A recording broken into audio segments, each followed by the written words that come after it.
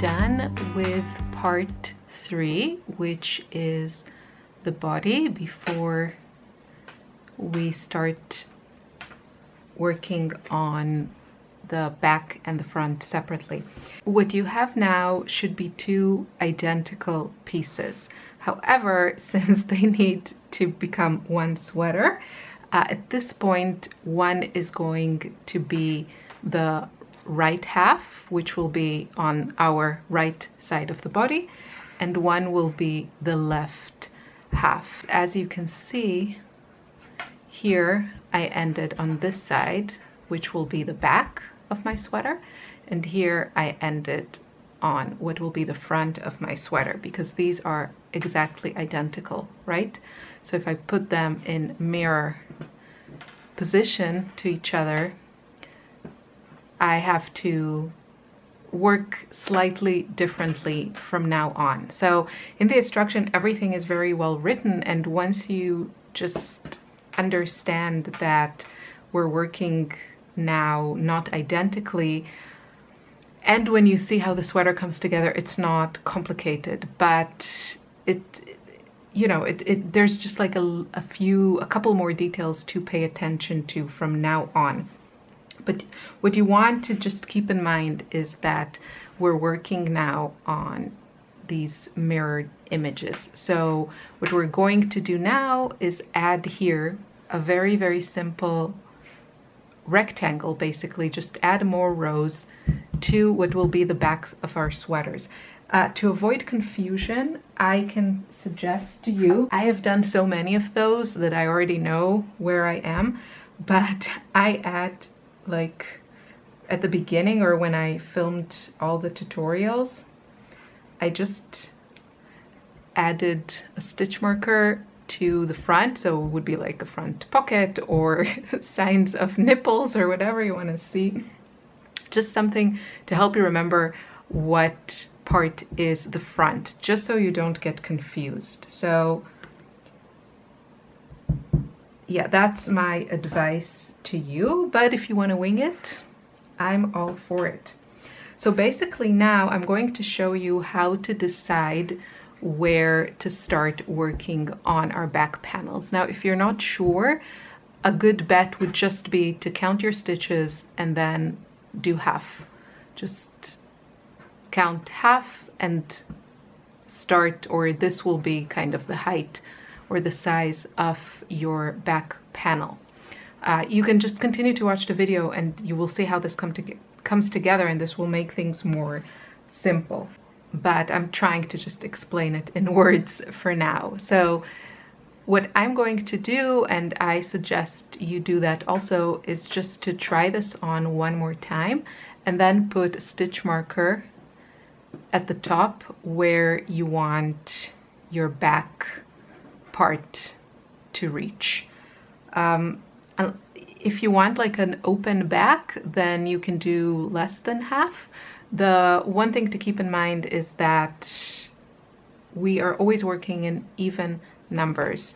Ever since we switched from working in the round and the spiral to working back and forth, we're always working in even numbers. So when you count your stitches from this point here in the back piece, you will need to work with even numbers. And of course the same goes to this one. So I'm just going to show you what I do, and I have a stitch marker with me, and I'm just going to mark this, and then when I actually crochet, or before that, you can do that also, you just need it to be an even number. So just make sure that you have that done, and of course that both sides are identical, because you don't want one back panel to be smaller than the other one. So let's try this on. Okay, so I'm now trying on what will be the right half of my sweater.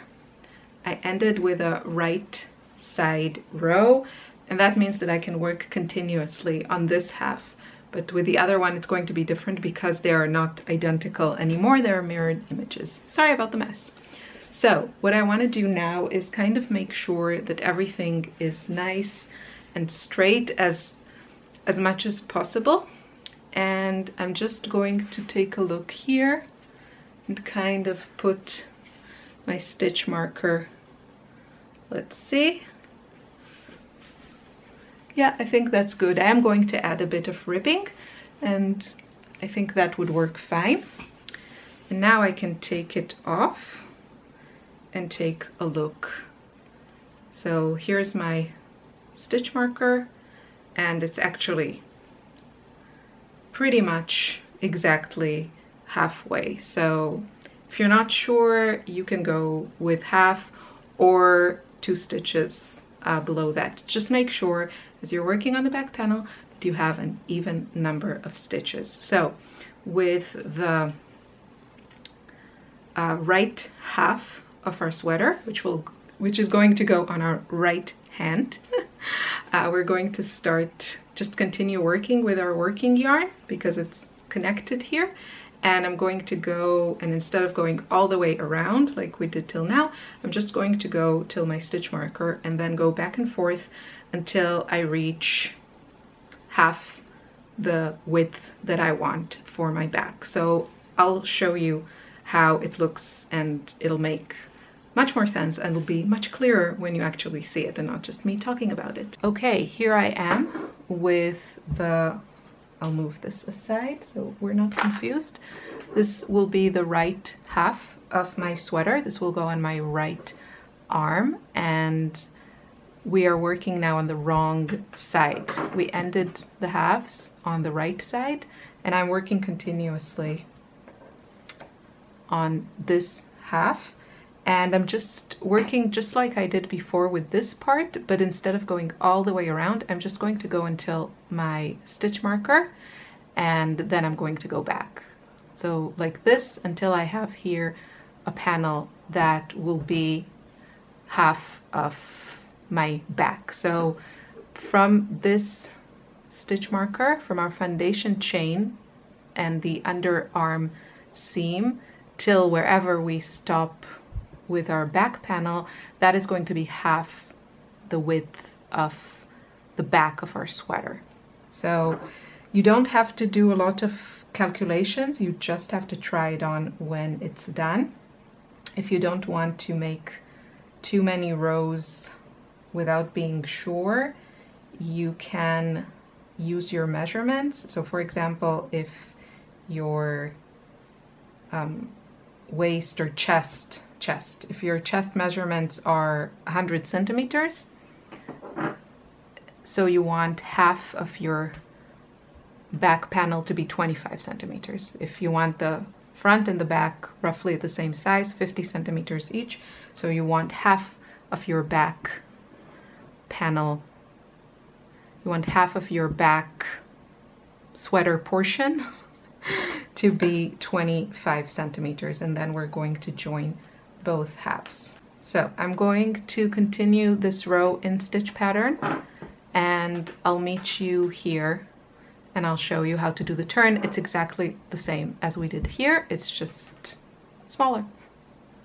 Okay, so I'm at the end of the first row of my back panel, working on the wrong side. And this is where I put my stitch marker, and it's actually on an odd number of stitches, and I need my row to end with a double crochet. So I'm just going to stop one stitch before it, and I'll move it to the last stitch just to have an easy reference and make sure that I replicate this on the other half. So as usual, you end each row with a double crochet, chain one, which is the turning chain, it doesn't count as a stitch, turn your work, and continue to work in stitch pattern, which is single crochet, double crochet, single, double, and you'll see after very short time, just after a few rows, how this is turning out. So you can already see that this will be the back of my sweater. I'm going to do a few more rows and show you how it looks, and then we'll switch to the other side, which is just slightly different because they are mirror images now. So we can't do exactly the same on both of them because this will be the front side of the other half, if that makes sense. It'll all be much clearer when you're working on your own and seeing it come together. So I'm just going to do a few more rows and then I'm going to show you the other side and how this is looking. Okay, so I've done a few rows. This is how it should look after a few rows. Yeah, now all we have to do is have the same number of rows on this side, but because these are mirrored images and we finished with a row on the right side, so we have to join the yarn here and start the panels so we can work from this side, because we can't work here. Here is the beginning of our row, and yeah, so we need to start here at the top just to make everything exactly symmetrical, which is not a problem. It's just different when you're working this part of the sweater. So what you need to do is count the stitches that you had for your back panel here. So you just need to count them and then put a stitch marker here, and we're going to join the yarn and just do the same thing. So let's zoom in and I'll show you how to do this, but first I'm going to count my stitches and put a stitch marker. Okay, I counted my stitches and I have 60 on my back panel, and I put a stitch marker here. So because we have to start from the wrong side, just to match everything we're doing on both sides, you want to make sure you're on the right side. Right now everything is mirror images, so these will be the back panels, these will be the front. On the right half we worked continuously, and now on the left half of the sweater this is going to be like this on our left hand. So we are joining the yarn here at the top, and we know it's an even number of stitches. Let's zoom in because we need an even number to work our pattern, and we always start with a single crochet. So that's what I'm going to do here. And the next one is going to be a double crochet. And there's nothing new here except the fact that we had to join the yarn, and on the other side we worked continuously. And that is all there is to it. So now I'm just going to continue working back and forth and make sure if you think you might get a bit confused with your stitches, then it's always a good idea to just put a stitch marker in your first stitch. And then when you end the row, it's very easy. When you come back, it's very easy to see where you have to go. And that is it. So I'm going to work now the same number of rows on both my back panels, and then we can join them and we will have the two halves will become one, and then it'll be really easy to work on the front and get a great fit. So, going to continue to crochet, and I'll meet you back when both my back panels are in the same length. This is the other side. So I think I'll probably need to add a couple of rows. I'll show you if you're using your measurements, then I'll show you how you should calculate it. So if you want to measure the way that I get a good idea, so for example, if you have a sweater that you really like the fit of and you want to match the back measurements, I lay it down as flat as I can, trying to get the sleeve straight, and my little, I have here a stitch marker that I placed at the end of my foundation chain. So I try to make sure things are as straight as possible. That's why it's so great to just try this on, because you can measure all you want, but the moment you put it on your body, your body just, it's not a straight square, and the yarn behaves in certain ways, and it's just so much easier to adjust things when you actually see them on you. But to get kind of a good guesstimate, I just measure this. So I have here from this line till the end of my back panel here, I have 22 centimeters. So I actually want this to be kind of fitted, and my chest measurement is about 90 something centimeters. So half of that is, let's say, 46 centimeters. So I think I'll do just like another row or two and then join them and then see how it fits. In worst case, you just frog it. There's nothing to it. It's part of the process. And if you want a sweater that fits you really well, I think it's just worth taking the time, adding a couple of rows, and just, getting used to it being a part of the process. And because of this construction, it is really, really easy to fix and adjust. Okay, so I'm going to continue crocheting, and I'll meet you when I'm done with this part. Okay, I think I am done. I may have made too many rows, I'm not sure. So if you think about it, if you did the same number of rows, if we did the same number of rows on both of these sides, we should finish them on opposite sides, right? Because here we started below and then here we added our yarn here. So because these are mirror images. At this point, I recommend, if it's possible, if you don't find it like too annoying to carry this with you, which I do, just to avoid sewing more loose ends.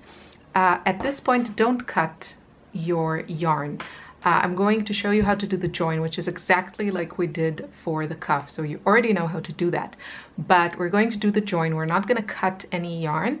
And then we're going to take this sweater and try it on. And after we try it on, we can cut, well, one of the strings, because the other one you can actually use to work, well, actually both. You can use, if you have if you have yarn, working yarn here, you can do the neck edging when we're done with the sweater.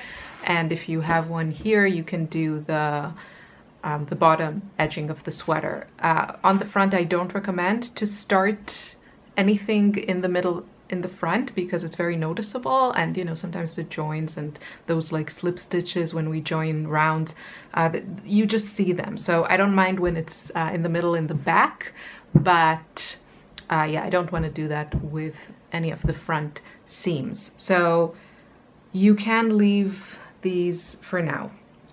Okay, let's do the join. I recommend also, it's in the written instructions, it's also written to actually put stitch markers on both sides every 10 stitches, and this way when you're seaming them together you will know that you're at exactly the same spot. So I'm just going to do that and practice what I preach. So you just want to count 10 stitches, 6, 8, 10, and then just place a stitch marker and do that all the way on this edge.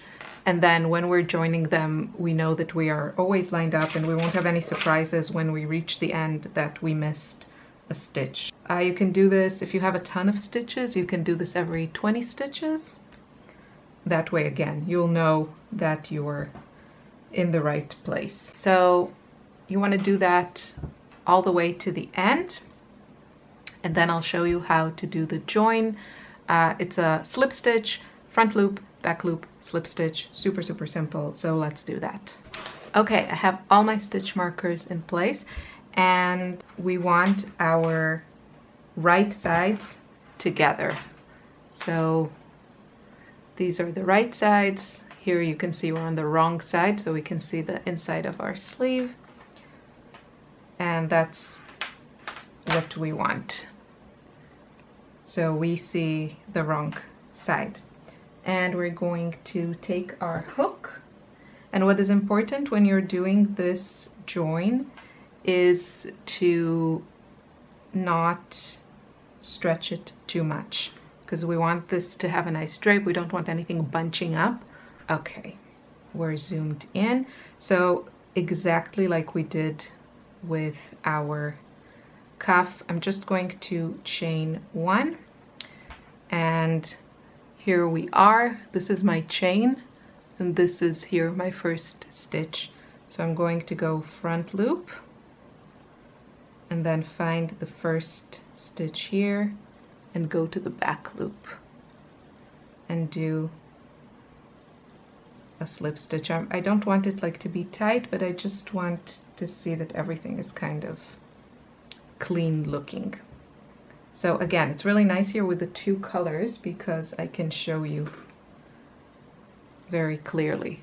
So here is the row that is closer to me, and this is my stitch.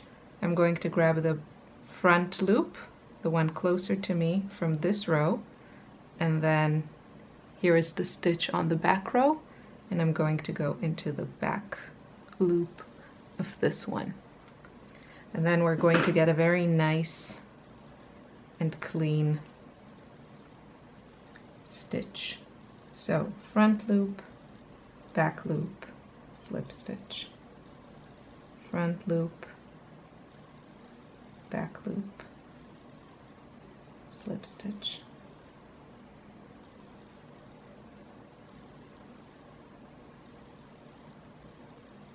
I'm not pulling anything.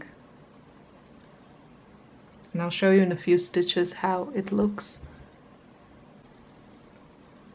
on the right side. Front loop, back loop, slip stitch. Front loop, back loop, slip stitch. And now I'm here at my 10th stitch, and I have both my stitch markers. You can remove them or you can leave them here until after you try on your sweater, when you know that you don't need to add more rows. So let me just show you. I've done 10 stitches. We can take a look how this looks on the right side of the sweater. This is how it looks, and you know, if you pull it you can open it, but once we do our edging at the top and the bottom, it's going to be very secure, and it's actually not going to, there's no reason for it to be like under any tension.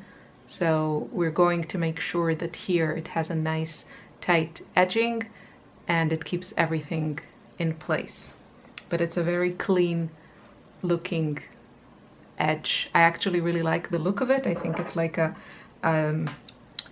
little detail that just looks nice.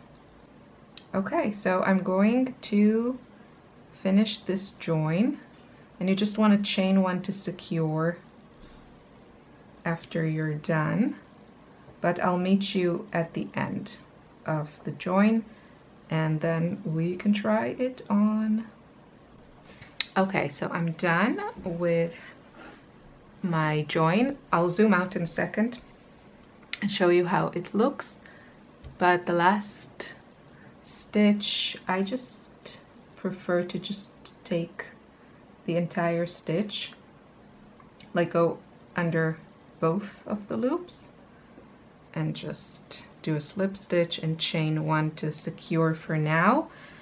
And I'm going to put also a stitch marker just to grab all the loose ends. Okay, sorry, the sun is very, very strong now, so I do apologize, but this is how it looks. Now, again, don't worry, we're going to do an edging around and everything will look very, very nice and neat, which you can also see in my other videos where, you know, I'm wearing the sweaters. But this is the join, this is the wrong side, and then this is the right side. So you can see it, but it's very clean. It doesn't look like a seam, you know, you don't see any strands. So I really, really like it. And now the moment of truth. I'm going to try it on. Here we are. Now take your time and don't forget that we're going to add more fabric here. So if you're feeling like you're a bit I'm missing something, you are missing something. You're missing the front part. So this is supposed to be, you know, kind of just not enough. There's just not enough fabric because it's not done yet. But what you want to try and see is that everything here is straight. How nice is that? No stitches. And yeah, in the back we have, I'll just turn so you can see. But I think the fit is really nice, and like what you want to notice is, you know, the shoulders, that it's sitting nicely. And yeah, if you want it to be like a bit wider, you can do that. You can add more rows, and of course if you want it tighter, you can do that as well. You can also change after, you know, you make the front and then you decide, okay, maybe I want it to be a bit more fitted. You can do all these things. It's very, very easy. As you can see, it's just to frog a couple of rows and do the seam again, which is incredibly easy and simple. If you know the construction, you can very easily just do it again. So I'm very happy with this. And this is the end of part 4. And in the next part, we will do the front. Kind of looking at this, I think I'm in the mood to make this a very like classic, because it's so colorful. I don't think I want anything extra. So I think I'm just going to do like a nice, I don't know how closed or open I want this to be, but yeah, really, really like the colors and it feels so nice. Sleeves fit perfectly, nothing is surprising. This is all, you know, we checked as we made it, and I just really, really like it. So I hope you will show me what you're doing so I can also cheer you on and, you know, spread the half and half sweater love. Yeah, I'm going to start working on the front panels. Of course, you will see that in the making, and I'll see you very soon in the next part of the cowl. Take care, bye bye.